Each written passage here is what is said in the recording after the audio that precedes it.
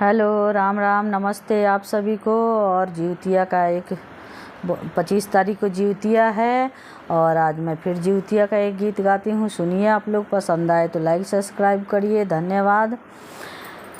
गलियानी गलियानी घूमेली जिउतिया मैया के करा घरवाना। गलियानी गलियानी घूमेली जिउतिया मैया के करा घरवाना। दियावा जले नाही रतिया से के करा घरवाना। दियावा जले नाही रतिया हो से के करा घरवाना। एक त अंधेर भैले मलिनी के घरवा हो से साड़ी रतियाना। एक त अंधेर भैले मलिनी के घरवा हो से साड़ी रतियाना। मालिन गुथे मोरा हारावा से साड़ी रतियाना। मालिन गुथे मोरा हारावा से साड़ी रतियाना। गलियानी गलियानी घूमेली जिउतिया मैया के करा घरवाना। दियावा जले नाही रतिया से के करा घरवाना। दियावा जले नाही रतिया से के करा घरवाना। एक त अंधेर भैले कोहारा के घरवा हो से साड़ी रतियाना। कोहरा बनावे मोर काला सावा से साड़ी रतियाना। कोहरा गढ़े मोर काला सावा से साड़ी रतियाना। गलियानी गलियानी घूमेली जिउतिया मैया के करा घरवाना। गलियानी गलियानी घूमेली जिउतिया मैया के करा घरवाना। दियावा जले नाही रतिया से के करा घरवाना।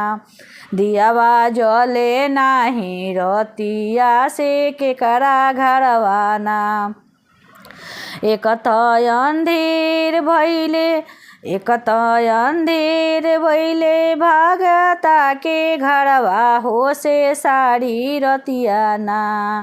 एक त अंधेर भैले भागता के घरवा हो से साड़ी रतियाना। ए गावेला मोर पाचारावा से साड़ी रतियाना। ए गावेला मोर पाचारावा से साड़ी रतियाना। एक त अंधेर भैले से नुहारावा के घरवा हो से साड़ी रतियाना। ऐसा जावे मोर सिंदूरावा से साड़ी रतियाना। ऐसा जावे मोर सिंदूरावा से साड़ी रतियाना। गलियानी गलियानी घूमेली जिउतिया मैया के करा घरवाना।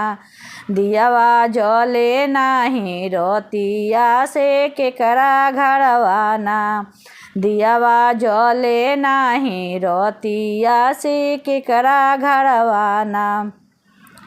एक त अंधेर भैले बाजा जावा के घरवा हो से साड़ी रतियाना। एक त अंधेर भैले बाजा जावा के घरवा हो से साड़ी रतियाना। बनावे मोर चुनरिया से साड़ी रतियाना। ए बनावे मोर चुनरिया से साड़ी रतियाना।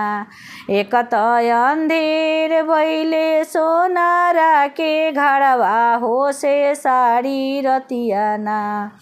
एक त अंधेर भैले सोनारा के घरवा हो से साड़ी रतियाना। ए बनावे मोर नथुनिया हो से साड़ी रतिया ना। ए बनावे मोर कंगनमा हो से साड़ी रतिया ना। ए बनावे मोरा हारावा से साड़ी रतिया ना। एक त अंधेर भैले सेवा खाके घाड़वा हो से साड़ी रतिया ना। ए भूखेली परब जिउतिया से साड़ी रतिया ना। ए भूखेली मोर जिउतिया से साड़ी रतिया ना। ए भूखेली मोर जिउतिया से साड़ी रतिया ना। ए भूखेली परब जिउतिया से साड़ी रतिया ना। धन्यवाद।